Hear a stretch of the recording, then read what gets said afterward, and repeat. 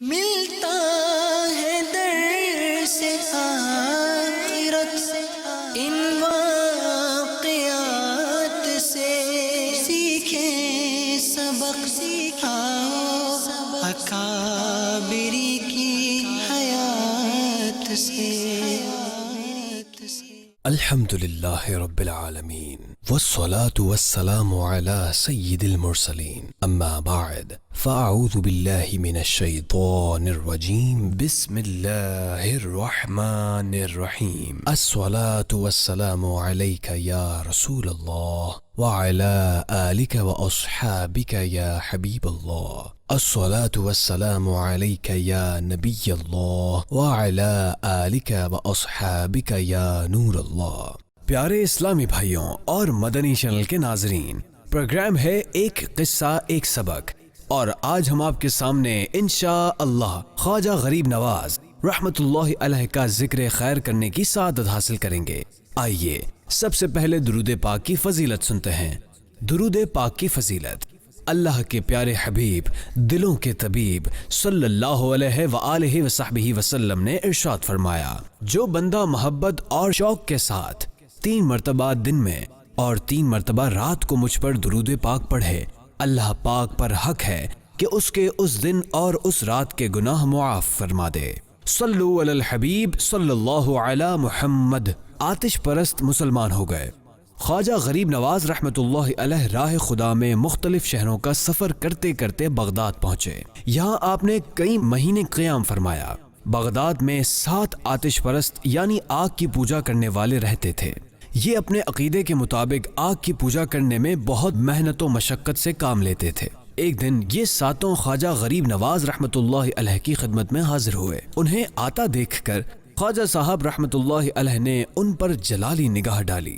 یہ نگاہ خواجہ کی تاب نہ لا سکے، ان کے رنگ زرد پڑ گئے اور ہاتھ پیر تھر تھر کانپنے لگے۔ خواجہ صاحب رحمت اللہ علیہ نے پرجلال لہجے میں فرمایا، اے بے دینوں، تم اللہ پاک کو چھوڑ کر آگ کی پوجا کرتے ہو؟ بولے، حضور قیامت کے دن ہمیں آگ نہ جلائے اس لیے ہم اس کی پوجا کرتے ہیں۔ خواجہ صاحب رحمت اللہ علیہ نے فرمایا، آگ صرف اسے نہیں جلائے گی جو آگ کو پیدا کرنے والے خالق و مالک اللہ واحد و یکتا کی عبادت کرتا ہے۔ یہ سن کر وہ بولے، آپ اللہ پاک کی عبادت کرتے ہیں؟ آئیے تجربہ کر لیتے ہیں، اگر آگ نے آپ کو نہ جلایا تو ہم کلمہ پڑھ کر مسلمان ہو جائیں گے۔ اتنا سننا تھا کہ خواجہ صاحب رحمت اللہ علیہ کی شان ولایت جوش میں آئی۔ فرمایا، اللہ اللہ، آگ تو معین الدین کا جوتا بھی نہیں جلا سکتی۔ سامنے ہی آگ موجود تھی۔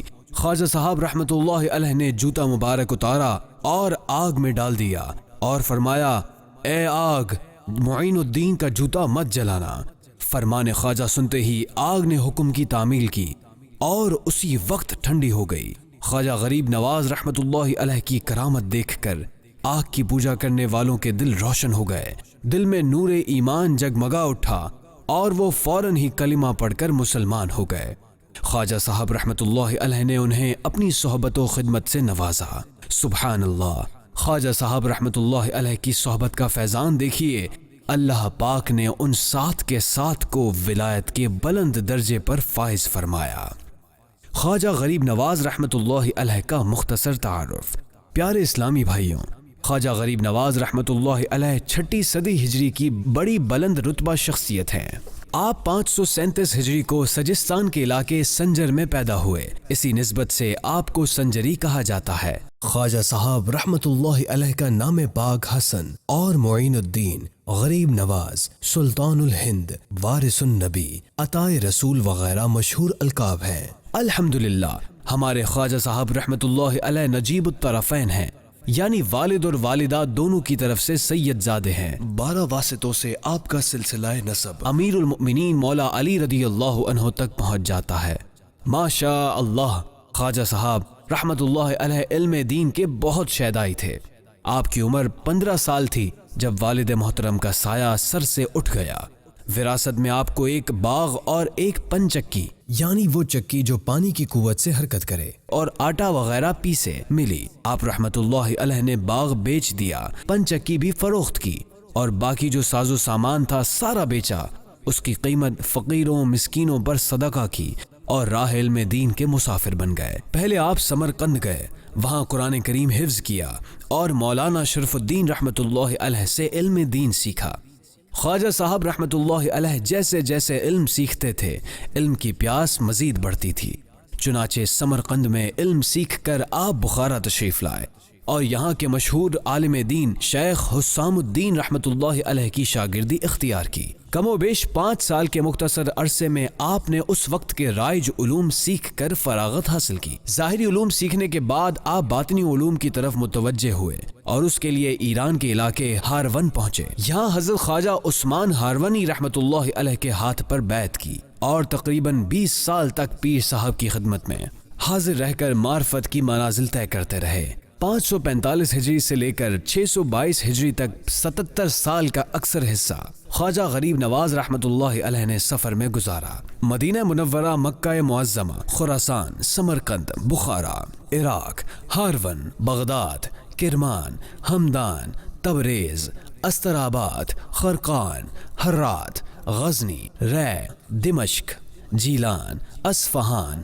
ملتان، لاہور، دہلی اور اجمیر وغیرہ مختلف شہروں میں گئے۔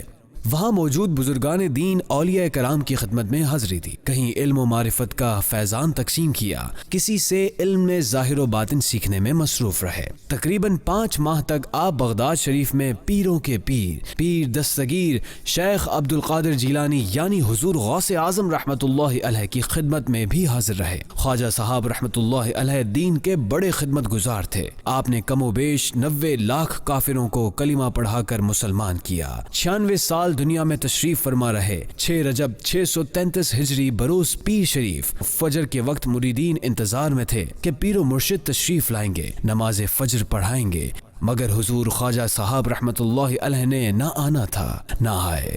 کافی دیر گزر جانے کے بعد حجرے کا دروازہ کھول کر دیکھا تو غم کا سمندر امنڈ آیا۔ حضور خواجہ خواجگان سلطان الہند خواجہ غریب نواز معین الدین حسن چشتی سنجری اجمیری رحمت اللہ علیہ وصال فرما چکے تھے۔ دیکھنے والوں نے یہ ایمان افروز منظر آنکھوں سے دیکھا کہ خواجہ صاحب رحمت اللہ علیہ کی نورانی پیشانی پر لکھا تھا، اللہ کا محبوب بندہ محبت الہی میں وصال کر گیا۔ حضور خواجہ صاحب رحمت اللہ علیہ کا مزار مبارک ہند کے مشہور شہر اجمیر صوبہ راجستھان شمالی ہند میں ہے۔ اللہ پاک کی ان پر رحمت ہو اور ان کے صدقے ہماری مغفرت ہو، آمین بجاہ النبی الامین صلی اللہ علیہ وآلہ وسلم۔ مریدین کے لیے بخشش کی بشارت۔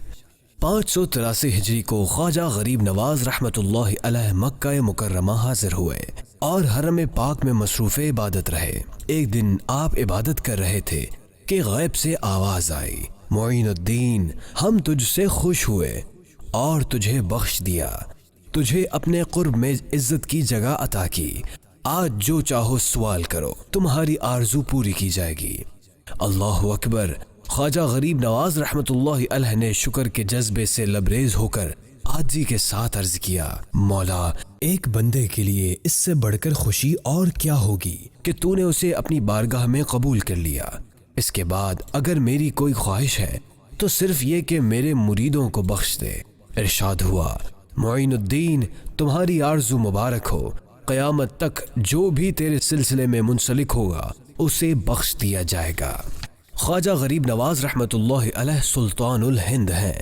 پیارے اسلامی بھائیوں، ہمارے خواجہ غریب نواز رحمت اللہ علیہ سلطان الہند یعنی ہند کے بادشاہ ہیں، اور یہ سلطانی یعنی بادشاہی مکی مدنی آقا صلی اللہ علیہ وآلہ وسلم نے عطا کی۔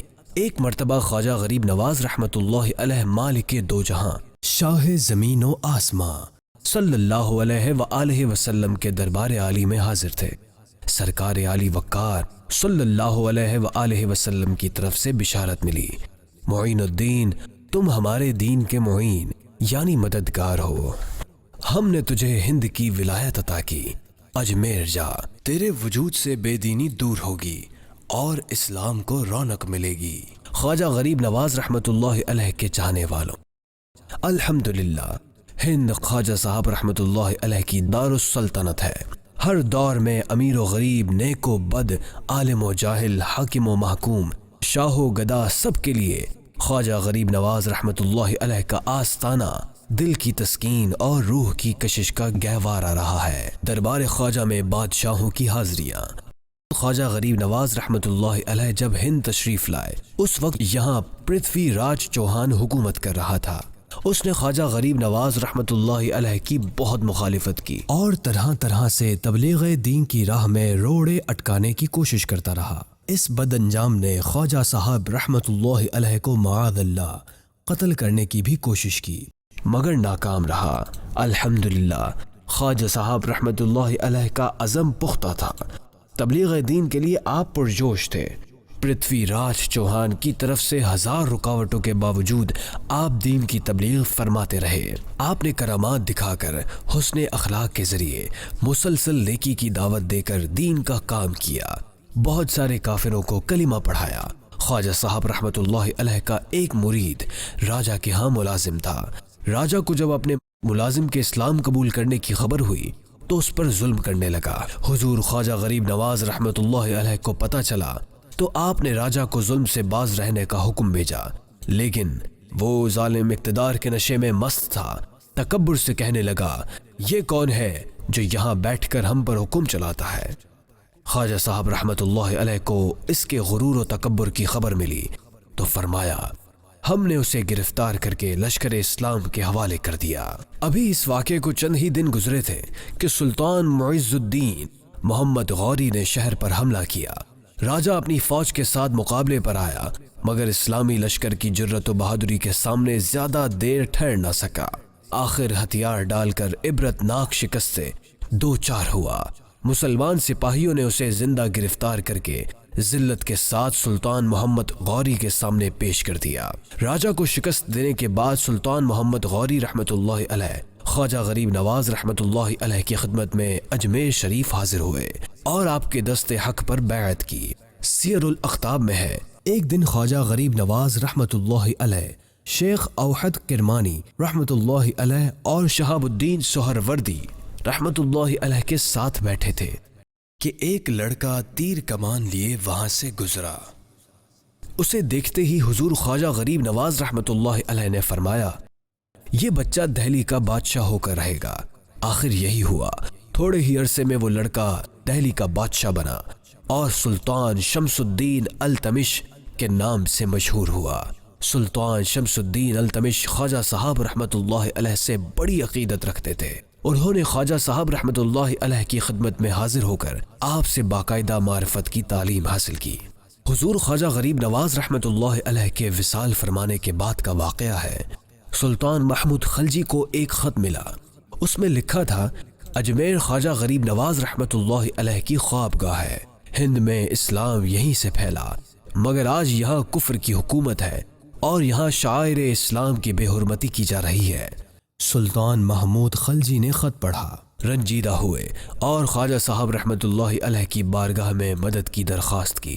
پھر فوج لے کر اجمیر پہنچے، کافروں کو نیست و نابود کیا، پھر بارگاہ خواجہ میں حاضر ہوئے، خواجہ صاحب رحمت اللہ علیہ کا شکریہ ادا کیا، دربار شریف کے قریب ایک مسجد بھی تعمیر کی اور خادمین دربار کی بھی خوب خدمت کی۔ سلطان نور الدین جہانگیر 1022 ہجری کو ننگے پاؤں اجمیر شریف حاضر ہوئے اور خواجہ صاحب رحمت اللہ علیہ کے دربار عالی وقار میں حاضری دی۔ شاہ جہان نے 21 سال ہند پر حکومت کی اور ان 21 سالوں میں 5 مرتبہ خواجہ صاحب رحمت اللہ علیہ کے دربار میں حاضر ہوئے اور کئی دن یہاں قیام کیا۔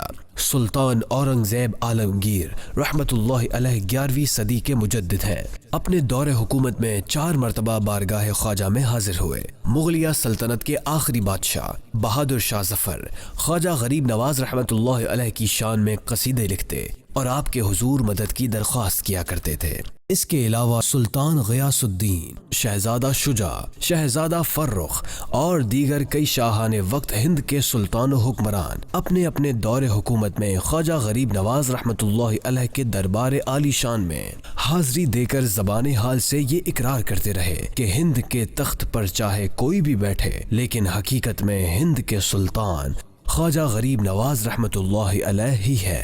صلو علی الحبیب صلی اللہ علی محمد صلی اللہ علیہ وآلہ وسلم۔ خواجہ غریب نواز رحمۃ اللہ علیہ کی غریب نوازیاں۔ پیارے اسلامی بھائیوں، خدمت خلق یعنی سوشل ویلفیئر عظیم نیکی ہے۔ ماشاء اللہ، خواجہ غریب نواز رحمۃ اللہ علیہ بچپن ہی سے دوسروں کے کام آنے والے، دکھ بانٹنے والے، مسکینوں، غریبوں، فقیروں کے ساتھ بھلائی کرنے والے، ان کی دل جوئی کرنے والے تھے۔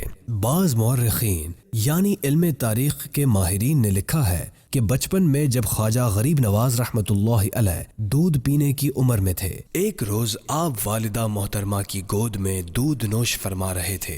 اتنے میں ایک غریب عورت آئی، اس کی گود میں ایک ننھا سا بچہ تھا جو بھوک کے سبب زارو قطار رو رہا تھا۔ بچے کو روتا دیکھ کر خواجہ غریب نواز رحمۃ اللہ علیہ کی والدہ محترمہ نے عورت کو کہا، تمہارا بچہ بھوکا ہے، اسے دودھ کیوں نہیں پلاتی؟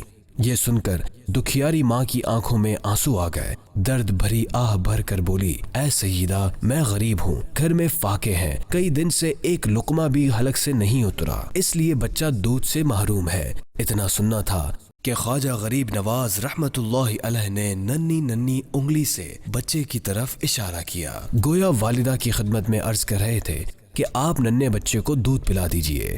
والدہ محترمہ اشارہ سمجھ گئیں، چنانچہ خواجہ غریب نواز رحمۃ اللہ علیہ کی درخواست پر آپ کی والدہ محترمہ نے اس بچے کو گود میں لیا اور دودھ پلایا۔ خواجہ غریب نواز رحمۃ اللہ علیہ بچے کو دودھ پیتا دیکھ کر خوب مسکرائے اور خوشی کا اظہار فرمایا۔